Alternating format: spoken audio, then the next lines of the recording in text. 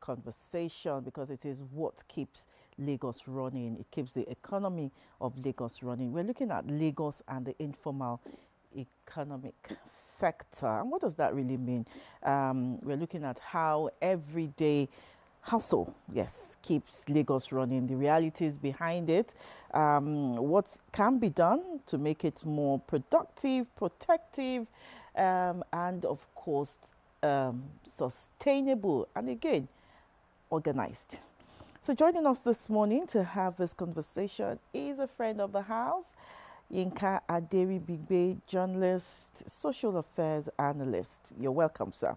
Thank you very much. It's nice being here once again. Is there any need asking again, what really the informal sector is? Just, okay, maybe we should, just to remind our viewers, what the informal sector is. Yeah, the informal sector are those activities we do that are not captured by the formal economy. I.e. the food seller out there, the artisans out there, the transporters out there, even the estate agents, even the developers that built most of those houses for us. All activities of human endeavor that are not within the formal systems. And I dare say that in a state like Lagos, they account for like 65 to 70% of the content of our economy. In fact, they keep the state going, because the farmer, the woman cooking out there that you just bought your meal, a plate of rice there, pap there, akara bob there, and so on and so forth. The vulcanizer that you just discover your tire pressure has gone down, So all of those, and they are their daily activities that keep life going. Many of them are not captured properly within the economy. That leads me to my next question. Okay, so why are they usually should I use the word unappreciated or underestimated or underestimated in the as the case may be when it comes to policy conversations? They are so valued because the entry points are usually very weak.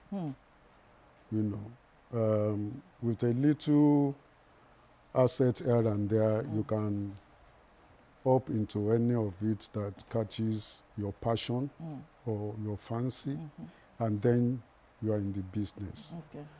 Until you get to that point where you are really a big player. You may not be within the formal system,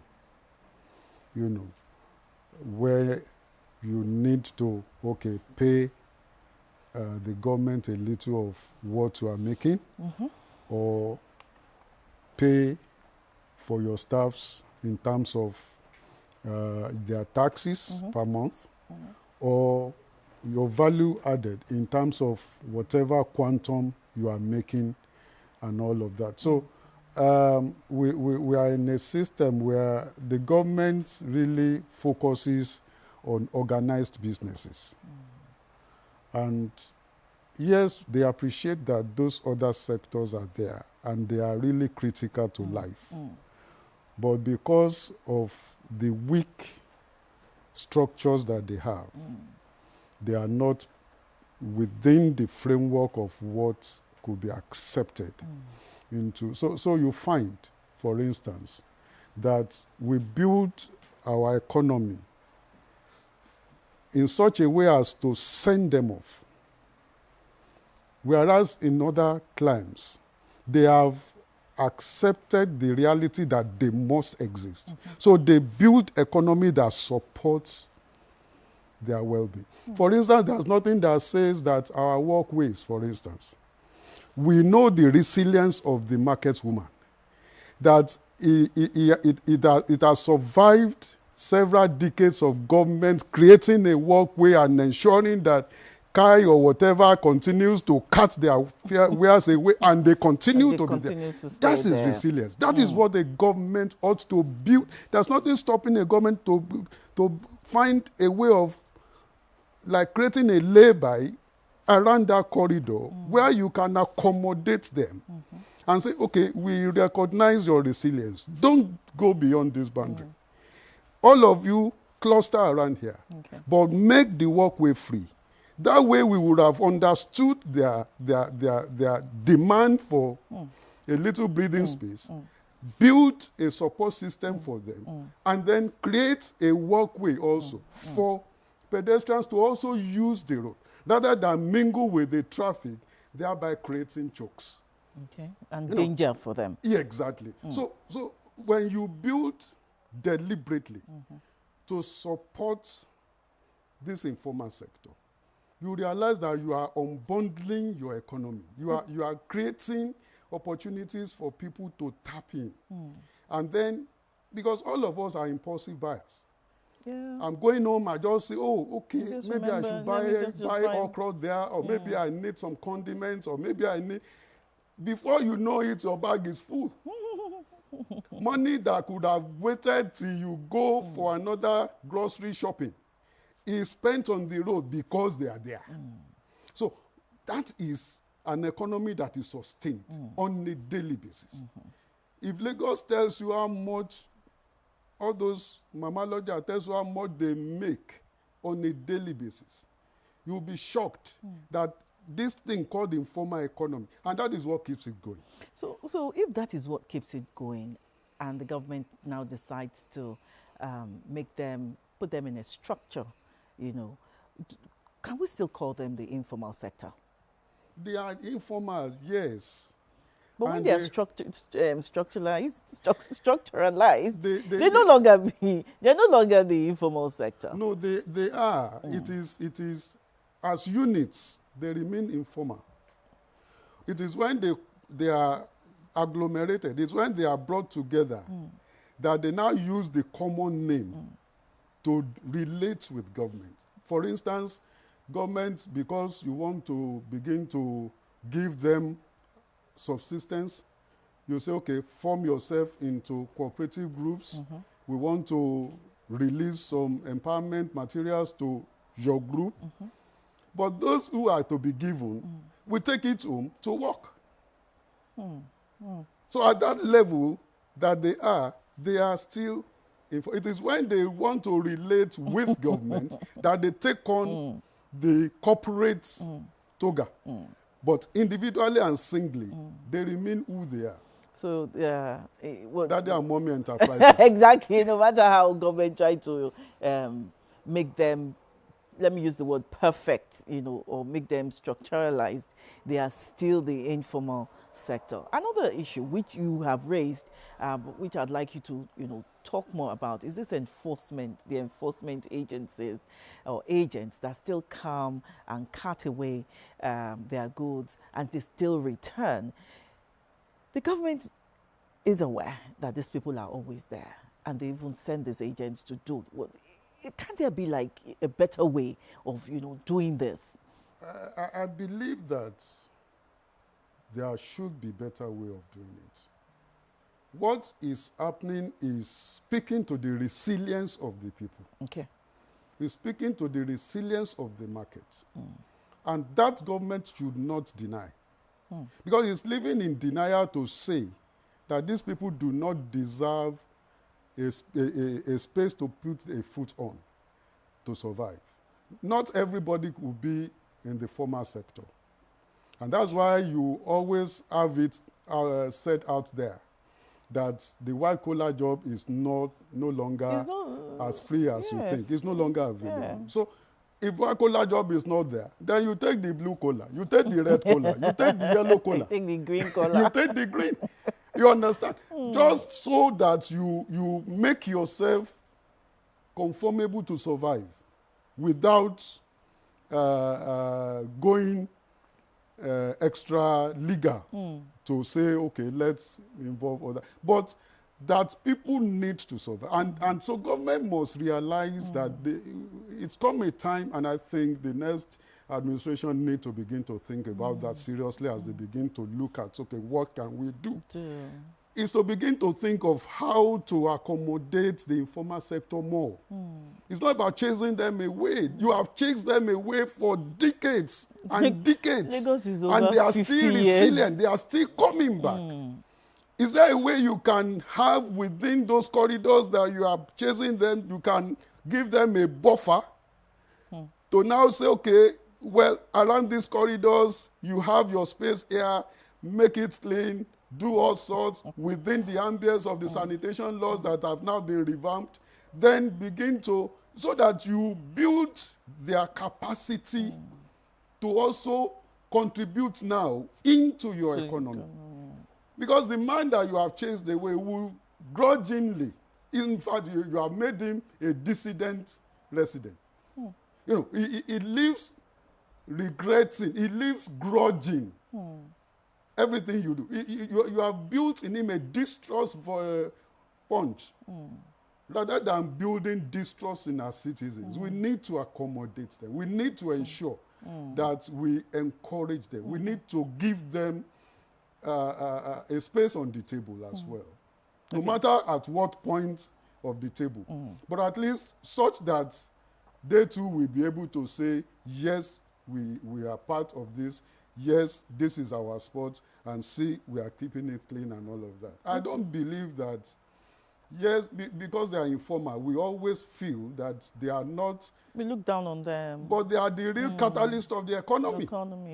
So if Lagos is this big because the informal sector is thriving. So, okay, if the informal sector is thriving, if we need to continue to encourage them, if we need to give them a space on the table, access to funding, access to funds, to loans is still an issue for them. So why do many informal operators still do not have access to loans?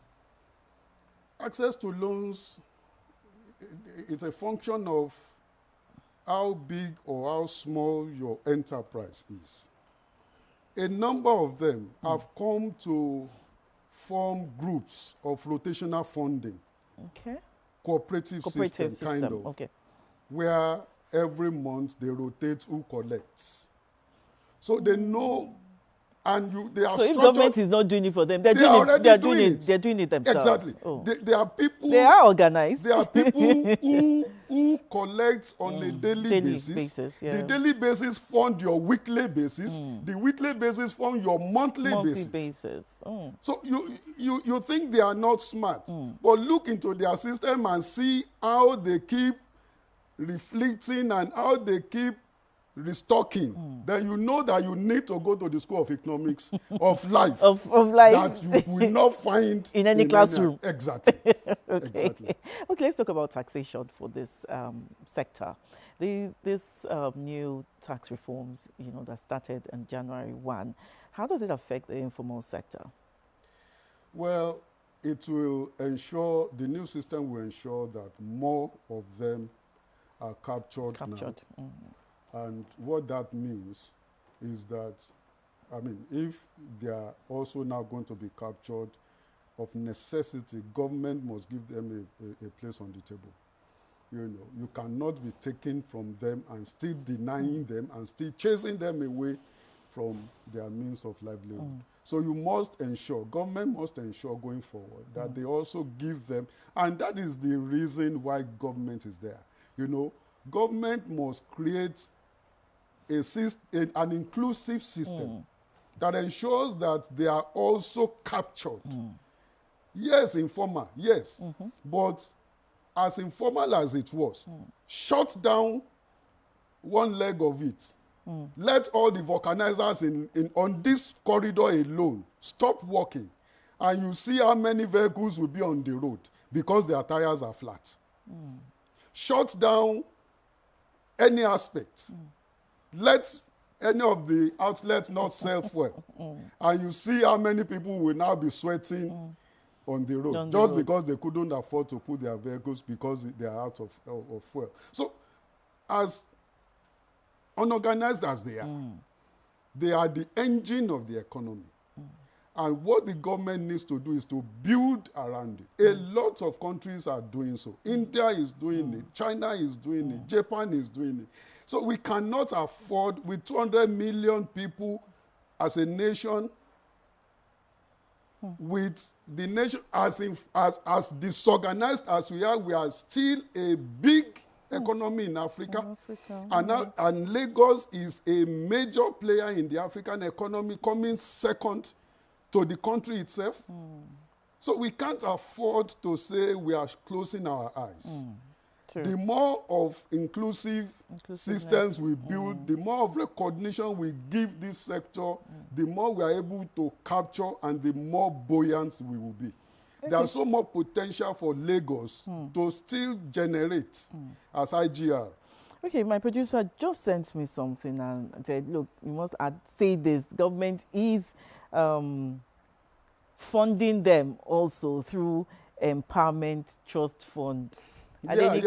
Adenike, I mentioned it, especially Lagos. Here yes, in Lagos. There's that enterprise trust the fund. LSSTF, and we have the, all the enterprise. So there are different schemes depending on how well structured you are, that you can benefit from government. And I believe that such kind of initiatives should be strengthened going forward, because they must have a space on the table if they are contributing now with this reform in taxation to the well-being of the economy. Now, let's talk about youth participation. They seem to be the major players in this space now, aside our mothers who sell their pepper, their rice and all on the road. The youth, are also high in this space.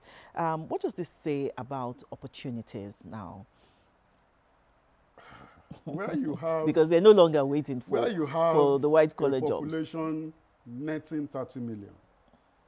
You can only just close your eyes to imagine the opportunities, especially tech-enabled opportunities that you now have. 30 million, okay, Lagos population. I'm talking of Lagos population. And the youth, hitting close to. And the youth are about 60 to 65% of that. Okay. So you can imagine what our youths are doing in ride hailing, for instance.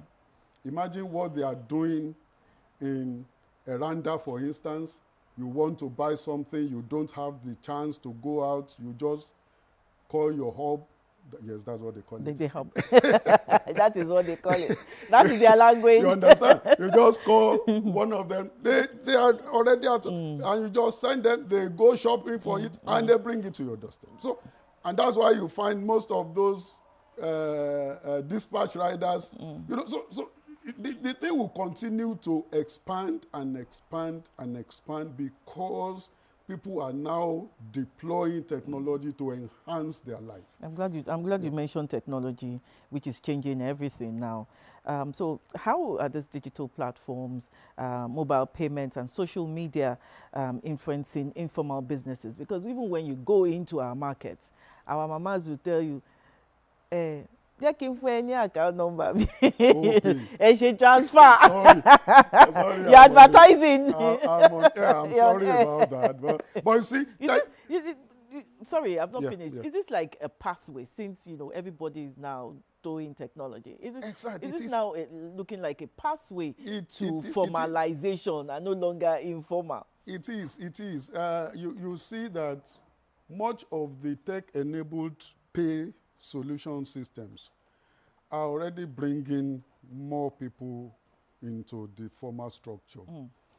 Hardly will you find anybody today, the suya sellers, everybody, the chicken sellers, everyone, the barbecue people, people in entertainment, everybody. There's hardly, especially now that it is even routed through your phone number. So you can just imagine what opportunities lie ahead. Many of those tech-enabled systems couldn't have survived elsewhere. But imagine turning a freebie passion just into $1 billion economy because the people are there to sustain it.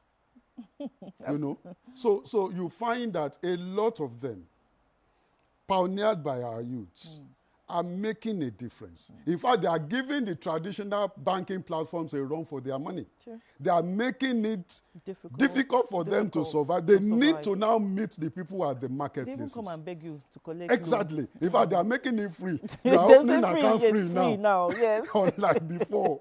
Talking about turning passions to a multi-billion naira business. I think I've said it on this program before. That I know someone who who kills chicken and roasts it for people, and then she sells, which has been done before on the days of Onyekman. Exactly. You know, before they are still there. They are still there. At the bus stop. They are now at the bus stop. So there. someone has now made it a multi-billion business but she has added a few more animals like snakes, like crocodiles, or is it alligator, geese, rabbits. So when you turn your passion into a multi-billion naira business, can we still call them the informal sector? That's a question for another day. Let's look at the federal government now and, of course, the state government. From my observation, the state government seems to be doing more for the people, for the informal sector, than the federal government. Or maybe I'm not that observant, but the state government usually do more. What does it say about the federal government when it comes to empowerment for the informal sector and, of course, its citizens? The issue is that there's nobody that is a citizen of the federal government. Okay. We are all a citizen of a particular state or region or local government. So we all belong to, we live in a local government. We have our allegiance to our state. The state have an allegiance to the federal. So there's nobody that is a citizen of the federal government. But we are all, you know, joined together.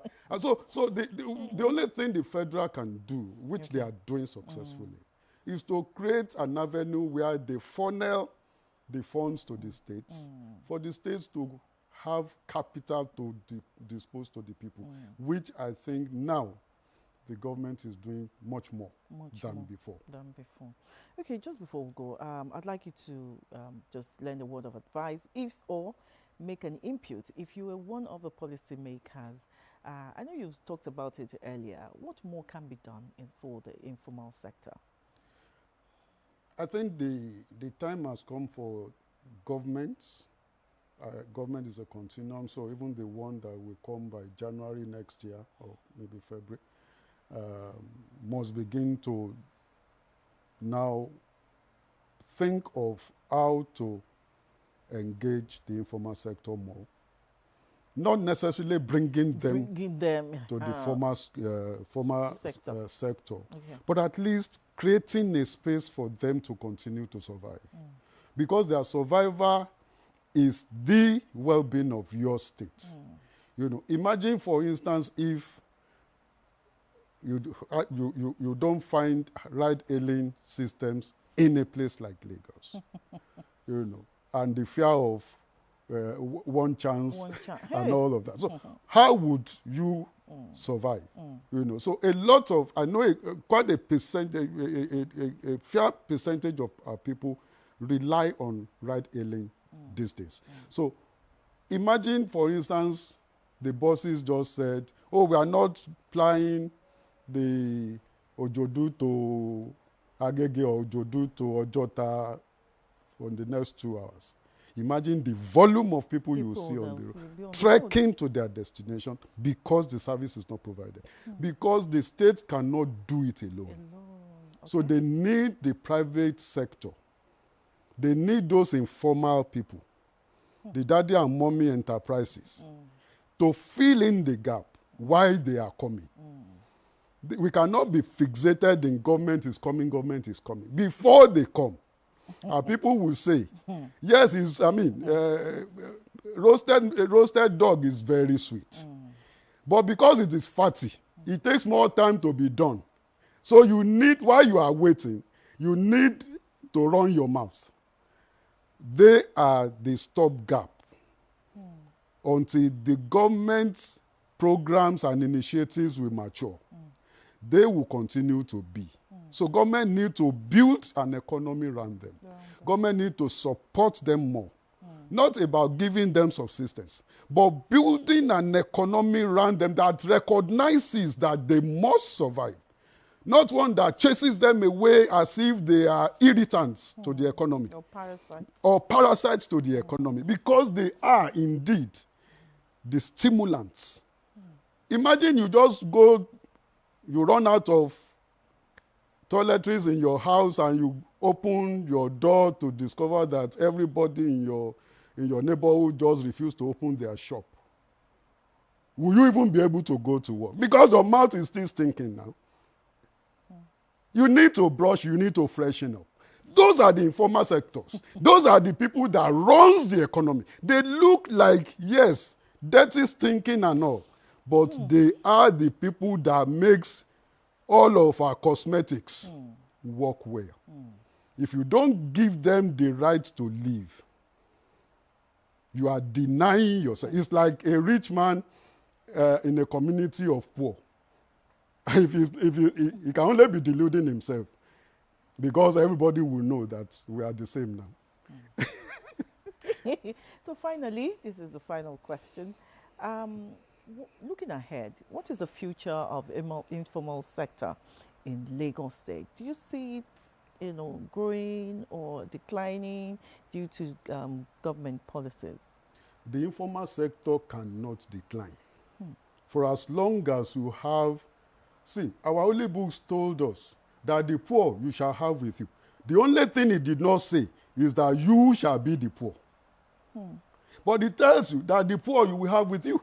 The poor must live on an economy now. True. So you will continue to have the informal sector.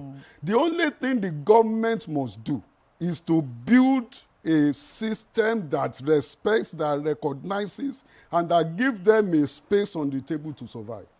By doing that, they give them the capacity to do more. And when they do more, they can even now grow to become a member of the formal system. And that is the way to grow succession. They have survived, they have been resilient for decades. That's the word, resilient. Yes, it has been their resilience to all the shocks and the stresses of the government. If they have done that for so long, it is time for government to just open their arms in embrace, because they are the key to the thriving and the throbbing economy that we have in Lagos State. Thank you very much. The informal sector remains the pulse of everyday life in Lagos. It remains vibrant, it remains resilient, yet largely unstructured. Thank you very much, Yinka Aderibigbe, journalist, social affairs analyst, and we've been talking about Lagos and the informal economic sector. We'll be right back after this short break.